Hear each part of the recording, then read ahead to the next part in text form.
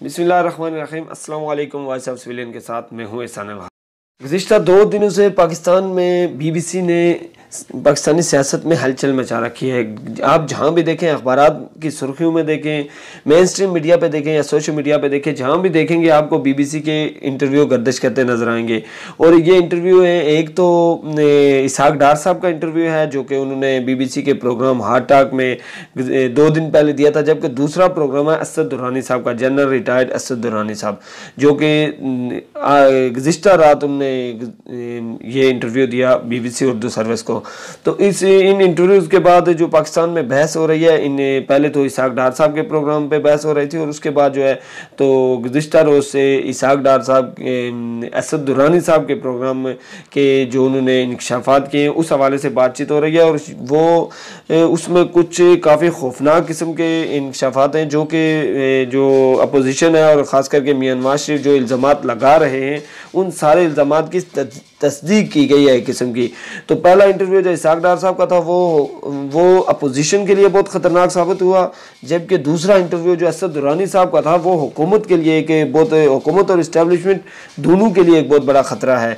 तो ख़तरा साबित हो सकता है, ज़ाहिर है उसको इस्तेमाल करेगी अब अपोजिशन, जैसे कि हुकूमत ने इसहाक डार साहब के इंटरव्यू को इस्तेमाल किया और एक बयानिया बनाया करप्शन के ख़िलाफ़। जो उनका बयानिया दम तोड़ रहा था वो दोबारा उन्होंने एकदम खड़ा कर दिया। तो इसी तरीके से अब मियां नवाज शरीफ का जो बयानिया है वोट को इज्जत दो का या सियासत में इस्टेब्लिशमेंट की मदाखलत का, तो उसको एकदम जो है दोबारा वो थोड़ा प्रमोट होगा। और ज़ाहिर वो आजकल तो उसी का दौर है, प्रमोट हो रहा है जलसों के ज़रिए सियासी, जिस तरीके से मियां नवाज शरीफ ने तकरीरें कर करके पूरी कौम को बताया है, तो उसी को एक ज़ाहिर है वो साबिक DGI हैं असद दुरानी साहब, तो उनको उसको जो है उस इंटरव्यू की बड़ी सपोर्ट मिलेगी उस बयानिए को, नवाज शरीफ के बयानिए को, और जो अपोजिशन का PDM का बयानिया है तो उसको बड़ी सपोर्ट मिलेगी। तो पहले तो छोटी सी बात कर लेते हैं इसहाक डार साहब के हवाले से। हालांकि गुज़िश्ता प्रोग्राम में हम बात कर चुके हैं, लेकिन गुज़िश्ता रात जो है तो गुज़िश्ता 2 दिन से तकरीबन पाकिस्तान के पूरे TV चैनल्स पे इस इंटरव्यू पर बातचीत हुई, TV प्रोग्राम हुए, टॉक शोज़ हुए, लेकिन हालांकि पेमरा की जानिब से इसहाक डार साहब के किसी भी इंटरव्यू पर पाबंदी है, तो ये हुक्मरान जमात के लिए फ़ायदे का था, इसलिए वो हुक्मरान जमात ने जो है इस पे पाबंदी, इसको शेयर करने की इजाज़त दी और उसको ARY ने तो उर्दू में उसका ट्रांसलेट करके शेयर किया। यानी कि इससे अंदाज़ा लगा लें आप कि जो फ़ायदे की चीज़ थी उसको उन्होंने उर्दू में ट्रांसलेट करवा कर तो पूरी आवाम को सुनाया। और उसी का मौका देखते हुए जावेद चौधरी साहब ने इसहाक डार साहब को अपने प्रोग्राम में दावत दी और 15 मिनट के लिए उनका इंटरव्यू किया, लेकिन वो इंटरव्यू सेंसर कर दिया गया। तो कहने का मकसद ये है कि जो आपके फ़ायदे की चीज़ है वो आप शेयर कर रहे हैं, और जो आपके ख़िलाफ़ जा रही है जो बात, तो आप उसको सेंसर कर देते हैं। ये एक मुनाफ़िक़त की, मैं कह रहा हूँ, आला तरीन मिसाल है, इससे बढ़ के कोई नहीं हो सकती। तो ये तो था इसहाक डार साहब के हवाले से। लेकिन आज का जो हमारा मौजू है वो है असद दुरानी साहब। जनरल असद दुरानी साहब ने जो हालिया इंटरव्यू दिया है BBC उर्दू सर्विस को, उस पर हमने थोड़ी सी बात करनी है कि उसने नवाज शरीफ के जो बयानिया है, जो PDM का बयानिया है, उसको एकदम उन्होंने तवानाई बख्शी है। और उनका जो सबसे बड़ा इल्ज़ाम था कि ISI और इस्टेब्लिशमेंट जो है वो मुदाखलत कर रहे हैं सियासत में और सियासी इंजीनियरिंग करते हैं। तो उन्होंने इससे का इंकशाफ किया है कि ऐसा होता रहा है और माजी में भी होता रहा है और अब भी हो रहा है। उन्होंने इस बात का एतराफ़ किया और उन्होंने साथ साथ ये बताया कि ये जो तजर्बा है ये मुल्क के लिए बहुत नुकसानदेह साबित हुआ है। इससे पहले भी उन्होंने मिसाल दी कि 1960 की दहाई में जो या जनरल अयूब साहब ने जो किया भुट्टो के साथ, तो उसके बाद भुट्टो हुकूमत में आ गए। उसके बाद जनरल ज़िया-उल हक साहब ने जो किया बेनज़ीर के साथ, तो बेनज़ीर फिर हुकूमत में आ गई। और उसके बाद जो 90 की दहाई में या जनरल मुशर्रफ साहब ने किया, तो उसके बाद फिर आपने देखा कि जिन 2 पार्टियों को उन्होंने साइड पे किया था तो उनको दोबारा इक़्तिदार मिला और दोनों 5-5 साल हुकूमत में रह कर गई हैं और अब भी पाकिस्तान की बड़ी सियासी जमातें बन के इस मुल्क में खड़ी हैं।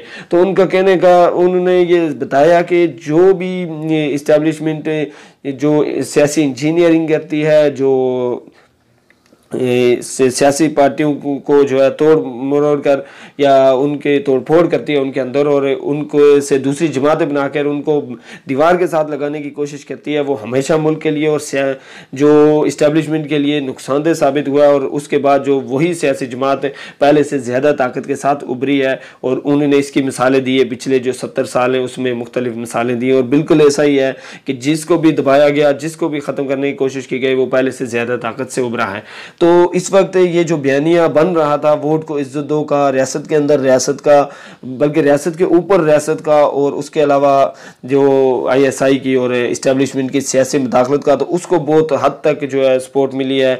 जनरल असद दुरानी साहब ने उसकी तायीद की है, तो इसका अपोजिशन को बहुत बड़ा फ़ायदा मिलने वाला है, और हुकूमत के लिए और इस्टेब्लिशमेंट के लिए बहुत बड़ा एक किस्म का नुकसान है। और इसकी टाइमिंग देखें कि 13 दिसंबर को लाहौर में एक बहुत बड़ा जलसा होने जा रहा है, और वो जलसा जो फाइनल जलसा है, और उससे पहले ऐसी टाइमिंग है इसकी कि उससे पहले जो है तो ये इंटरव्यू उन्होंने BBC को दिया, और इसमें उन्होंने साफ बताया इस्टेब्लिशमेंट को और हुकूमत को, एक किस्म का उन्हें इशारा दिया है। अपोजिशन जो इस टाइम कह रही है, जो PDM की जो सियासी जमातों का एक गठजोड़ है, जो 11 जमातों का एक इत्तेहाद है, तो वो जो कुछ कह रहा है वो बिल्कुल सही कह रहा है। और जो ये इस्टेब्लिशमेंट की और ISI की मुदाखलत है सियासत में, तो ये मुल्क को बहुत नुकसान दे रही है। और इसके साथ साथ उन्होंने ये भी कहा कि अवाम में बहुत नापसंदीदा है ये। तो ये जो लफ्ज़ है ये बहुत समझने का है कि उन्होंने कहा कि ये अवाम में बहुत नापसंद किया जा रहा है, और ये कुछ हद तक देखा भी गया है। ज़ाहिर आपको देखे एक 11 जमातें हैं, और ये तकरीबन पाकिस्तान की 70% जो पॉपुलेशन है उसको रिप्रेजेंट करती हैं। तकरीबन वोटिंग की जो 70% वोट है तो वो इन 11 जमातों के पास आता है मुख्तलिफ तरीक़ों से। तो उन्होंने ये कहा है कि ये जो है तो अवाम में सख्त नापसंदीदगी है इसकी। तो ये भी बहुत फ़ायदे की, ज़ाहिर अपोजिशन के फ़ायदे की बात है, जमहूरियत के लिए एक अच्छी बात है कि एक ISI के साबिक चीफ जो रह चुके हैं वो इस तरीके की बात करें। इसके अलावा उन्होंने जो सबसे बड़ा ख़तरा करार दिया है वो अंदरूनी मामलात को ख़तरा करार दिया है, और उन्होंने ये कहा है कि इस टाइम जो पाकिस्तान के लिए ख़तरा है वो इंडिया नहीं है। इंडिया ने जो कुछ करना था वो कर लिया, और इंडिया को हम बार बार हम फेस कर चुके हैं और उसको हम संभाल लेते हैं। हमारे लिए जो खतरात हैं वो अंदरूनी मुल्क खतरात हैं, जिसमें उन्होंने माइशत को भी खतरा करा दिया। लेकिन उन्होंने कहा कि हुकूमत ने सिर्फ माइशत पे जोर दिया है, और यही सिर्फ माइशत ठीक होने से मामला ठीक नहीं होते, बल्कि बलोचिस्तान का भी मामला हैं, फाटा के भी कुछ मामला हैं। उन्होंने उस हवाले से भी बात की, और उन्होंने कहा कि इन अंदरूनी मामला को देखना चाहिए, और भी जो सियासी बहरान है इसके हवाले से भी उन्होंने बात की कि ये भी एक बड़ा ख़तरा साबित हो सकता है। और वो इस टाइम जो है तो मुल्क के हालात से सख्त परेशान नज़र आए। ज़ाहिर एक साबिक DG ISI हैं, उन्होंने उनकी तकरीबन 35 से 40 साल फ़ौज में उनकी सर्विस है, और उसके अलावा भी वो सियासत में भी रह चुके हैं। तो उनकी जो भी बात है वो एक क्रेडिबल शख्सियत है। तो इस हवाले से, और उन्होंने एक जो बात अहम की है वो की है हुकूमत के हवाले से। उन्होंने कहा कि ये हुकूमत बिल्कुल क्रेडिबल नहीं है, और इस हुकूमत के बारे में ये तासर आम है कि इसको फ़ौज ने या इस्टेब्लिशमेंट ने लाया है, और एक मैन्युपुलेट करके लाया गया है। और इनका जो वज़ीर-ए-आज़म के हवाले से उन्होंने कहा कि ये लीडर जो शख्स हमारा वज़ीर-ए-आज़म है वो ये कह रहा है कि जो बंदा यू टर्न लेता है वो अजीम लीडर होता है, और वो मतलब 2 साल में कोई 20 या 22 यू टर्न ले चुका है। तो इसलिए उन्होंने कहा कि ये भी कोई क्रेडिबिलिटी नहीं है कि एक शख्स यू टर्न ले बार बार को वो मुल्क को चला सकता है। यानी कि उन्होंने भी ये बात भी इस्टेब्लिशमेंट को ही समझाया है कि जिस शख्स पे आप एतबार कर रहे हैं वो क्या पता कल कोई और यू टर्न ले ले, और वो इतना क्रेडिबल नहीं है कि आप उसको सपोर्ट करें, आप उसके पीछे खड़े रहें और मुल्क को एक जो है तो इस आग में धकेल दें। इसके अलावा उन्होंने इस्टेब्लिशमेंट से रिक्वेस्ट की है या उनको बताया है कि आप जो है तो माजी की गलतियों से सीखें, और अब जो है तो सियासत में मुदाखलत कम करें।